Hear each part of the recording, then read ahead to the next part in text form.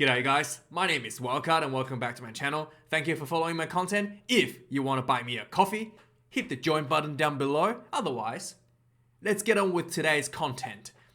It's Tuesday. It's News Day. Let's have a look at what's happening in the world of union. First up, the fake Rugby World Rankings are out for the weekend. New Zealand lost their number 1 rank in the world due to losing a massive upset to Ireland, and Springboks beating Scotland has once again propelled themselves to the number 1 ranking spot in the world. England beating Australia claimed themselves back up in the 3rd spot, and Australia plummeting 2 spots from 3rd all the way down to 5th. Oh man, not very good. Which this, by the way, sets up a really finish to the next weekend's game. England at number 3 will be facing the world champion South Africa for the final round of the November International Series. So yeah, that'll be a pretty huge game, and really looking forward to that one. And that is the Rugby World Cup Finals rematch at Twickenham. So be good to watch. Also, as the end of the year is coming, the World Rugby has announced their Player of the Year award nominees, and the 4 finalists, I guess. Maro Itoje from England, Anton Dupont from France, the scrum half, and 2 Australians, Michael Hooper and Samuel Kerevi. So obviously, I thought Michael Hooper was deserving to be nominated. I did not think Samuel Kerevi deserved to be nominated, considering, yes, he was incredibly good, but he only played 5 matches for the Wallabies. And yeah, I don't consider 5 games for the Wallabies as deserving. It's even sufficient for a year of rugby. So I thought that was a bit of a cop out. And on the rising star list, Louis Rees-Zammit is nominated from Wales, and Marcus Smith from England is nominated as well. And this is the first time where no All Blacks has been announced, has failed to secure any position in the finalists, and also South Africa did not get any nominations. So yeah, World Rugby, I don't know what you're doing, but your nominations are a bit questionable, because South Africa beating the Lions, surely someone in there should be nominated. And also, surely the number 1 ranked team in the world, the All Blacks, breaking the most points scored in the season, and also being, not number 1 anymore, but also only a team only suffered 2 losses in the entire year, and they have only lost, they have only lost to South Africa by 2 points, to Ireland by 9. Surely the All Blacks, someone from the All Blacks team deserved a nomination, especially in the, maybe even in the up and coming players. There's been a lot of really good All Blacks players. Ethan Blackadder is better than Rees-Zammit. I know some of you people don't know how props and forwards work, but yeah, let me tell you, Ethan Blackadder is better than both Marcus Smith and Louis Rees-Zammit by a long shot. You guys have no idea. Whoever nominated these people have no idea what they're even looking at. So yeah, pretty big farce actually. World Rugby is a bit of a joke. So the games from the weekend, just quick recap. England beat Wallabies. This was a pretty lackluster game for the Wallabies. James O'Connor played pretty well with his goal kicking, but everyone else was horrendous from the Wallabies. England was obviously trying a lot of combinations, bit clunky as well at times. And also leading into the game, the Eddie Jones, Sir Eddie, is at his best with mind games again. He was calling Australians with inferiority complex against England. Funny this actually came out from Eddie Jones, because at first you look at this, you're like, that's just garbage. That's just a bunch of rubbish. But my dad watched this game, okay? And my dad don't watch rugby. He watched 1 game a year when he's bored or whatever. And he literally watches so little rugby, he thinks Johnny Wilkinson is still playing for England, okay? So yeah, he watched this game, And I didn't tell him about Eddie Jones saying this stuff. After the game, he literally said to me, "Why does the Australian players look like they're like intimidated by the English players? The English player Sims has just been running rough shots over the Aussies." So I don't know what happened. I told him, yeah, it's because the selections, some of the players are too old. But believe it or not, the way they played, from someone who's completely an outsider, looked like they have inferiority symptoms. And yeah, they did play pretty poorly. So maybe it's a coincidence. Maybe Eddie Jones has some kind of merit there. And also, Jem Slipper from the Wallabies will be captaining Australia to the final game against Wales due to Michael Hooper suffering a bit of a foot injury. Pretty disappointing. Michael Hooper is by far the best player for the Wallabies, so that's going to be a tough game for Wallabies heading into Wales, the final round. Owen Farrell for England and Jamie George were also injured following their game against Australia. Owen Farrell having an ankle injury, and Jamie George suffered a knee injury after his brilliant run on the field. And yeah, so he must have hurt himself just before halftime. So yeah. And the other game on the weekend, Ireland versus the All Blacks. Again, this was a overwhelmingly dominant performance by Ireland. The All Blacks were putting under a lot of pressure. I thought the Irish tie 5 was just slightly better over the All Blacks tie 5 in just about every little aspect. On a huge shout mentions to the All Blacks, like rising stars, like I mentioned, Ethan Blackadder and Papali'i was just amazing for the All Blacks. And also there was some pretty good individual performance from their backs as well. Will Jordan once again showed that why he's probably one of the biggest future stars for the All Blacks team. So after the game, in case you missed it, I did. So Johnny Sexton gave a jersey to the All Blacks for Sean Wainui, who had a car accident a month ago, and who passed away. And Sean Wainui was a pretty big prospect for the All Blacks in the future, a young fella. Now, the Sir Fozzie is starting to point fingers after the game, and I thought maybe Sir Fozzie, let's just go through the articles first and see what he had to say. So he basically pointed at the back line to be accountable for their decision making. So he basically pointed out two things for the back line. One is that the back line didn't let the forwards perform well. So the tie 5, the poor performance by the forwards is the result of back lines not linking them up, basically is what he's saying. And also he said that they kicked the ball away too easily. Let me know what you think. Let me know if that assessment is true or not. And he is saying that, yes, basically saying that every time they kick the ball away, he's putting the All Blacks in defensive mode, and that really put them on the back foot. And yeah, let me know what you think, if that's true or not. I mean, the backline was a little bit scrappy by the All Blacks, but I thought maybe the forwards didn't, the same argument could be said, right? Like the forwards didn't really set up a good platform for the backs to work with, unlike the Irish forwards who would really build momentum, get over the advantage line, and build that, structure and platform for the backs to work with, and the forwards failed to do so for the All Blacks. So yeah.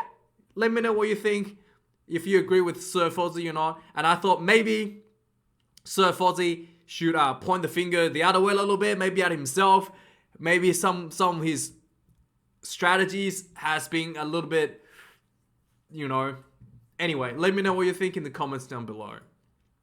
Also, more injuries out of the All Blacks game. Johnny Sexton is ruled out of Argentina clash next weekend due to a knee injury. Is it knee injury? A leg injury as well. So Joe Carberry is going to be starting next week.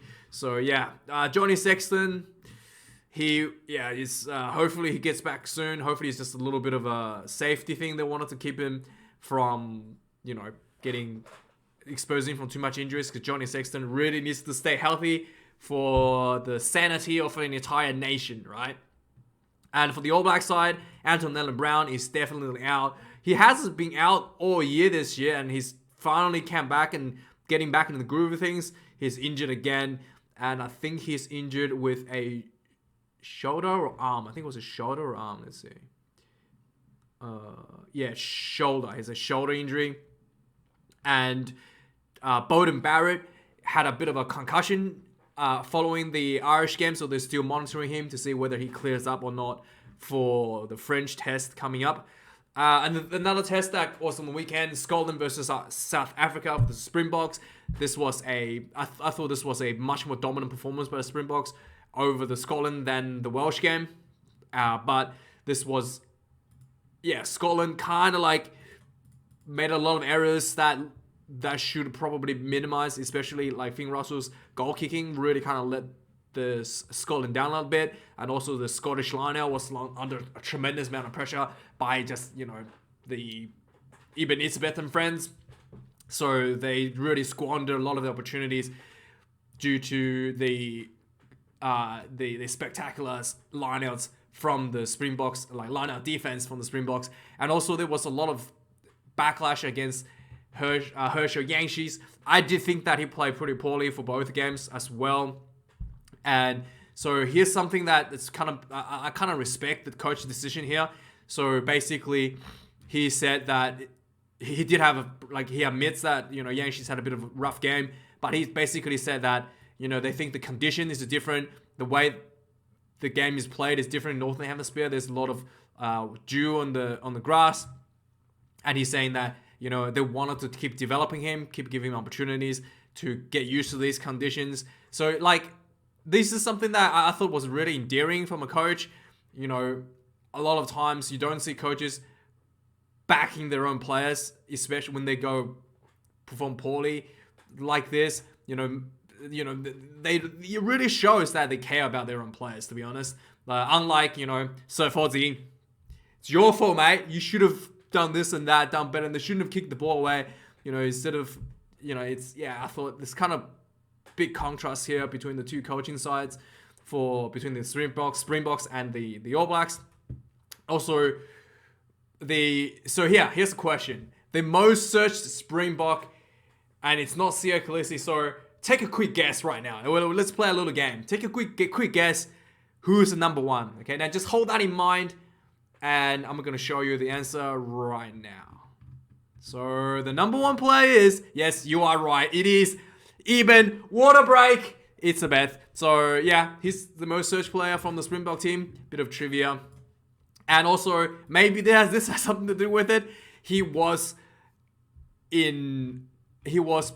basically being sued, I think, or he was in court at least for allegedly involving in some kind of assault after a night out with his cousin. And then, however, and also supposedly there were racial slurs involved. However, the prosecutor saying that they were not able to clearly identify him, and therefore basically his case has been dropped. So yeah, Waterbreak is clear of that. And Wales versus Fiji, this was another game that was played on the weekend. This was actually a really, really, really good performance by the Fijians, and they were truly well in beating Wales for I think 60 minutes, 65 minutes. It was all the way to right at the end where Reece Zammit did an individual 50-meter kick and chase try to put Wales ahead truly ahead. And then in the last minute of the game, in overtime, literally, 81st minute, Wales were finally able to score a try to really put the score gap a little bit bigger. But the Fijians were ahead for most of the game with their kicking from Vola Vola. Goal kicking was really, really spectacular, and some really, really good tries from the Fijian as well. Fijians was down to 14 players, I think 13 players at one point due to a red card and a yellow card. So Fijians really were down, and Wales was still not able to put away the Fijians, and the Fijians were still able to keep themselves in front with just penalty kicks, just from mistakes from the Welsh, I guess. And then eventually Wales were able to put away in the last minute. And Fijians, I thought, was a really, really good effort. And Wales really showed a little bit of, the physicality from Fijians really gave Wales a lot of issues overall. And sure enough, after the game, Wales had more injuries. Josh Adams is added to the long list of Welsh injuries. This will actually happen before the game. So, yeah, so Wales has... there's not a prop that's been injured from Wales. So maybe with all these injuries from the Welsh team, the Wallabies has a chance. I don't know. We shall see. And then also, following the games on the weekend, the Australian referees were in kind of trouble again. Nick Berry was the referee following the Welsh game, and he did at some points in the match did not know what the correct decision is supposed to be. And there was one point where one of the red card actually from this Fijian team, basically one of the Welsh players was tackled on the ground, and this guy was it looked like trying to push him out of the sideline, but instead of pushing him out, he just went bang, smacked him on the head with his bicep as he's kind of like trying to push him out. And that incident should have been a red card because it was pretty and then he basically landed on top of him and then smacked him on the face. And then Nick Berry was like, initially was like, that's he was talking about like mitigating factor. And then TMO, Stuart, Turkigi basically said, hey, no, Nick, there is no mitigating factor. He's just landed on him and smacked him in the face with his arm, right? And Nick's like, okay. And then basically Stuart had to say like, I see no other option except for like red. And then Nick's like, all right, I guess it's the red card. So Nick was basically going to give a yellow maybe, and then switched to a red. So yeah, this was, again, a little bit of he got quite a lot of criticism afterwards. And to be fair, I thought the issue is not really Nick's fault. It's a lack of training from Rugby Australia. And there's a really poor... I can go on and on about the referee issues in Australia, but there's really poor like expectations in Australia that the referees is what do you call it? It's there to make sure that the game is entertaining. It's there to make sure the referee shall not impede on the game. So basically, it's more important for the referee to keep the game entertaining than to make the right decisions on the field. So in Australia, you see a lot, especially in Super Rugby, AU, where the referee would literally just like not give penalties or reduce the penalty count to keep the game flowing, to make it more entertaining for a watch. And that has led to this kind of referee where he's trying to downgrade a clear red card to a yellow because, you know, he has that mentality being taught by Rugby Australia's inadequate coaching staff. Anyway, let's move on a bit more. France versus Georgia, dominated Georgia once again. And this has been a really tough game for Georgia. A pretty dominant first half by the French. And then in the second half, Georgia finally able to come back to score a couple of tries, good tries to finish off the game.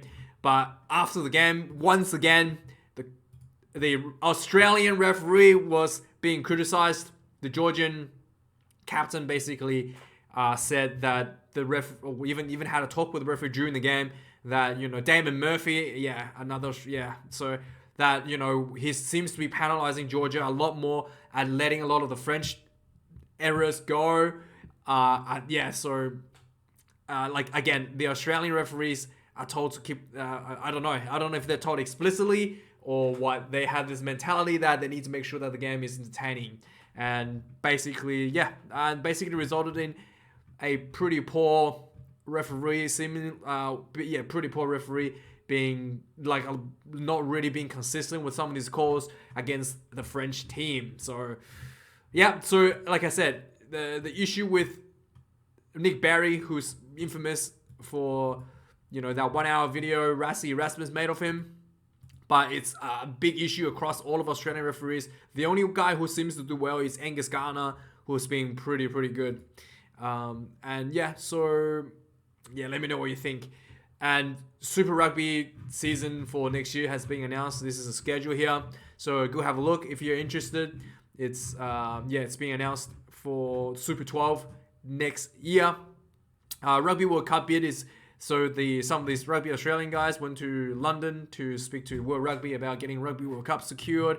And yeah, honestly, Australian, this is something that, Kernsey was talking about. Australian World Cup will look like a national event. Yeah, I don't know why the World Cup will look like a national event and the Wallabies games are not, because, it's like, yeah, anyway, it's whatever. This guy's basically needs a bailout because the Wallabies are going under, and then they want the World Rugby to basically bail them out. We'll see if the World Rugby is going to go for it and bail out the poor management and, hand them some more money to, flush it down the toilet, essentially.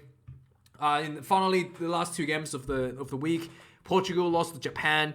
I did not watch this game. I'm sorry, but these are the results. 25-38, Portugal lost to Japan. And also the last game, Argentina beating Italy. So this was James Dolman. This was a Kiwi referee. Oh, God, I hate this guy. God damn it. Anyway, at least there are no news about him, okay? So he probably did okay this game. So Argentina put on quite a number of tries against Italy. And go check out these games if you are interested. But that is the result. 16 points to 37. Argentina finally getting, I think this is the first win. This might be the first win since July for Argentina. So, yeah, this has been a really tough year for the Argies. But it's good to see them getting back in the winning column finally after a lot of just, gut-wrenching losses throughout the year. Anyway, guys, thank you for watching this video. Really do appreciate you tuning in. And let me know what you think about any of the articles that we had looked at today. And I'll see you guys a bit later this week for the previews for the matches next weekend. Some big games coming up. And otherwise, I'll see you a bit later this week. Thank you again. Like, comment, and subscribe. Yada, yada, yada. Cheers.